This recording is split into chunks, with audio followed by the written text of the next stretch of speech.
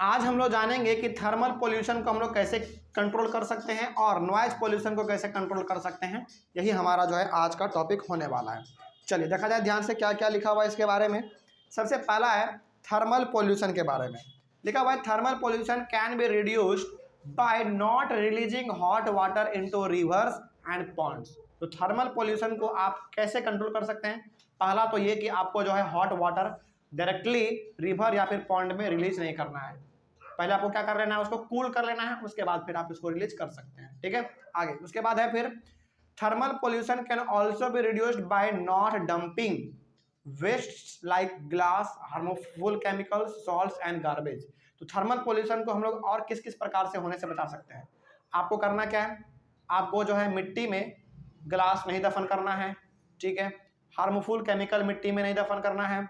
Salt या फिर garbage किसी भी प्रकार का वेस्ट प्रोडक्ट आपको जमीन में दफन नहीं करना है। तो यदि आप ये कुछ ऐसे स्टेप्स हैं जिसको यदि आप कर लेते हैं तो ऑब्वियस ये बात है कि आप थर्मल पोल्यूशन को होने से बचा सकते हैं।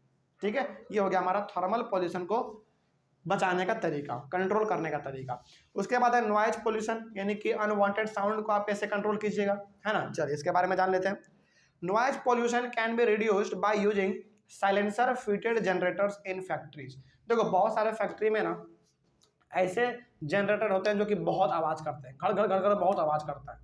लेकिन यदि उस जनरेटर में या फिर उस मशीन में साइलेंसर का इस्तेमाल कर लिया जाए तो जो अनवांटेड साउंड है वो कम हो सकता है। हालांकि पूरी तरीके से खत्म नहीं होगा, लेकिन क्या हो जाएगा, कम हो जाएगा। जैसे आजकल यदि इसका एग्जांपल हम लोग साफ देखें तो जो पहले बाइक आता था वो लोग आवाज़ करते थे, है ना। लेकिन अब जो इलेक्ट्रिक बाइक आया है क्या वो उतना आवाज़ करता है एज कम्पेयर टू पहले वाला बाइक?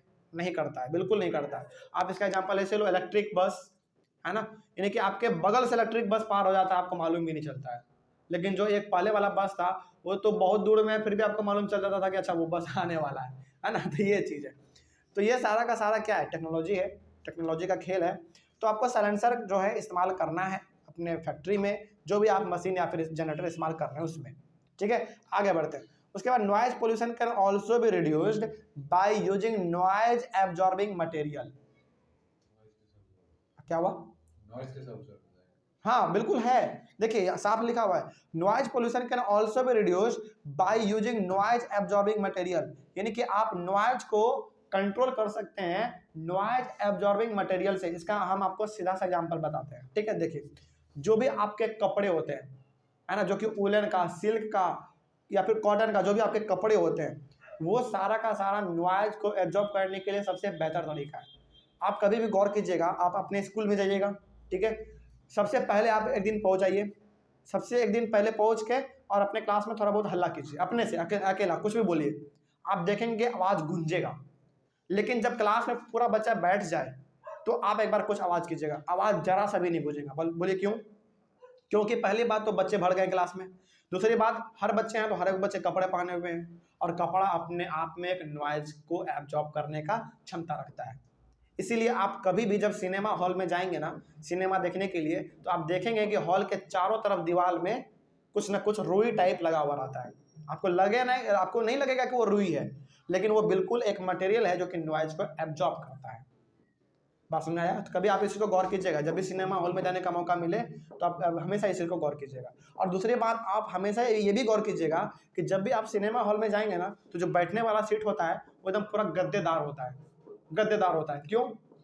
क्योंकि वो नॉइज को एब्जॉर्ब अच्छी तरीके से करता है।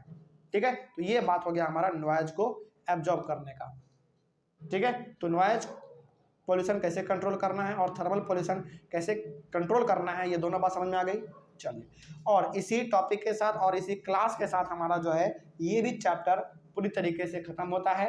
आप लोगों को कोई भी डाउट इस चैप्टर में रहा है? नहीं ना, कोई समस्या इसमें? चलिए, कोई समस्या नहीं है तो ऑनलाइन वाले बच्चे, आपको इस चैप्टर में किसी भी प्रकार के टॉपिक में कहीं पे कोई डाउट रहा होगा तो आप एक बार कमेंट कर लीजिएगा और आपके कमेंट का जवाब हम लोग देने की कोशिश करेंगे। और इसी के साथ हम लोग मिलेंगे अपने अगले वाले क्लास में एक नए चैप्टर के साथ और एक नई शुरुआत के साथ। तब तक के लिए thank you very much and have a nice day.